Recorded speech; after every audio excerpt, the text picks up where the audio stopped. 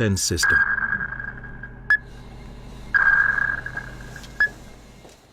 Known as Chain Home, this was a string of 21 300-foot-tall radar masts sited along the south and east coasts of Britain.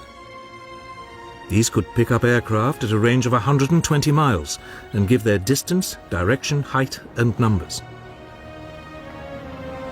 The information would be passed back to RAF Fighter Command's headquarters at Bentley Priory, just outside London.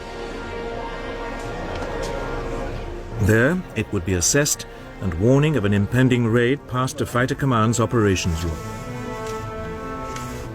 Moonshine 1 for Sky Blue, take target 1, channel G George. Roger. Controllers would then alert the nearest RAF airfields and scramble the necessary number of fighters. The question was, would radar make up for Germany's massive superiority in numbers? The stage was now set for what would become known as the Battle of Britain. Since June the 10th, 1940, the German Luftwaffe had been battering British shipping in the English Channel. The Luftwaffe's commander, Reichsmarschall Hermann Göring, was determined to lure the British Air Force into combat. But Britain's Air Chief Marshal Hugh Dowding refused to take the bait.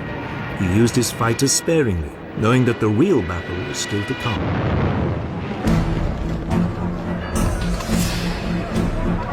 As this first phase of the Battle of Britain began, the Luftwaffe had a massive superiority in numbers. It had 1,100 single-engine fighters available to the Royal Air Force's 700. Almost all the German fighters were the excellent Messerschmitt Bf 109E, with a top speed of around 350 miles an hour. About two-thirds of the British fighters were Hawker Hurricanes, slower than the 109s but more agile. The remainder were Supermarine Spitfires, with a top speed similar to the 109s.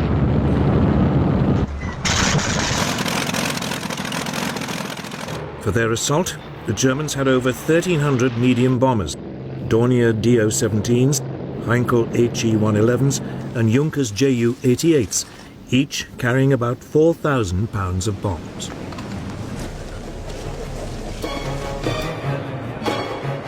Göring selected August the 13th as Adlertag, Eagle Day, for the start of his main assault.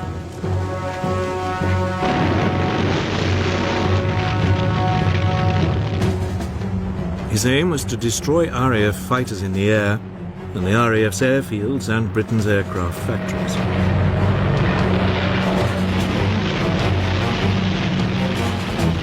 Softening up attacks were made the day before. These concentrated on the airfields and the radar towers along the south coast.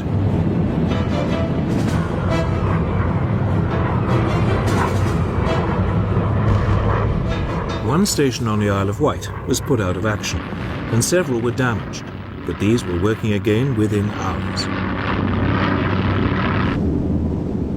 Göring did not believe that radar had a significant role to play in the battle, and so these attacks were not repeated. It was a big mistake. Adlertag dawned cloudy, so the main assault was postponed until the afternoon.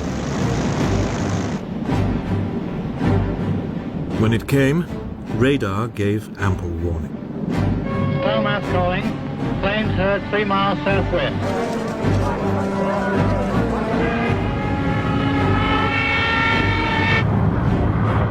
Nonetheless, most of the RAF airfields in the south were hammered.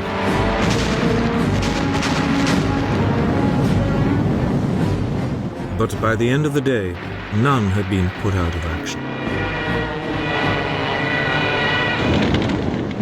The Luftwaffe lost 46 aircraft. Britain, just 13.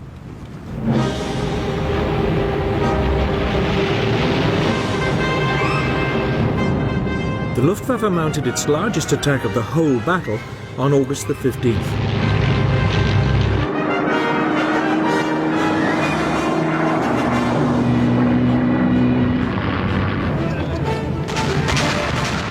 waves of heavily escorted German bombers forced their way through to the RAF airfields.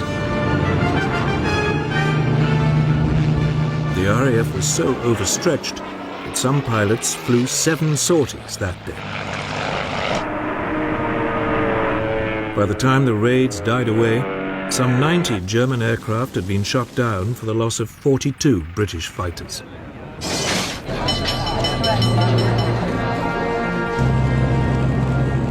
The battle continued with equal ferocity over the next few days. Both sides became increasingly exhausted. Dowding tried to rotate his pilots to rest them, but he simply did not have enough of them. Many were being sent into battle with just 10 hours flying experience.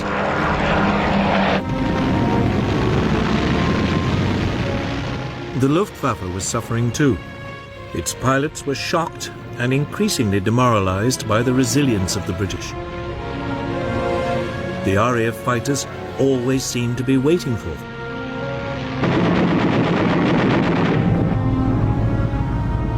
As the fighting wore on for 12 solid days, the British losses began to creep up to match those of the Germans. The Royal Air Force was close to breaking. To turn the screw, Goering began using his bombers to attack at night as well. But this decision had an unexpected outcome. On the night of August the 24th, a flight of Heinkel bombers lost its way and bombed the city of London.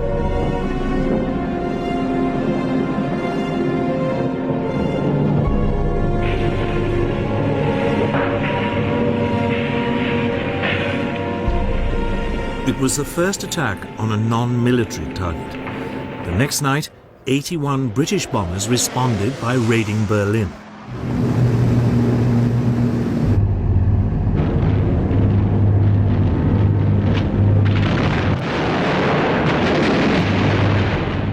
Hitler was infuriated and demanded massive retaliation.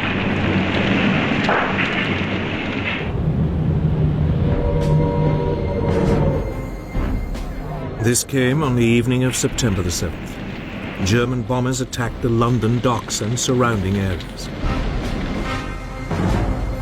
More than 450 people died and thousands of homes were destroyed. But in fact, this was Goering's second crucial mistake.